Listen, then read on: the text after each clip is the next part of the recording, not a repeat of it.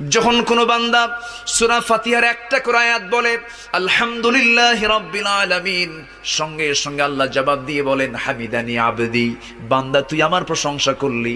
আর রহমানির রহিম যখন বলে আল্লাহ বলেন আসনা আলাইয়া আবদি। মালিক ইয়াউমিদ্দিন যখন বলে আল্লাহ বলেন মাজ্জাদানি আবদি।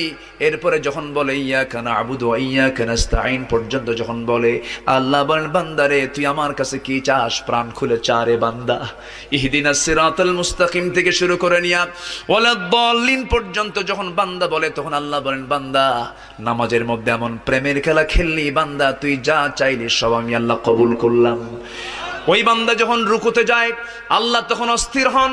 ওই বান্দা যখন সিজদায় যাওয়ার জন্য প্রস্তুতি নাই, সমস্ত ফেরেশতাকে ডাক দিয়ে বলেন ও ফেরেশতারা, এই বান্দাগুলো আমাকে দেখলো না, রাসূলকে দেখলো না, কোরআনকে দেখে হাদিসকে বিশ্বাস করে আমাকে খুশি করার জন্য তার সবচেয়ে সম্মানজনক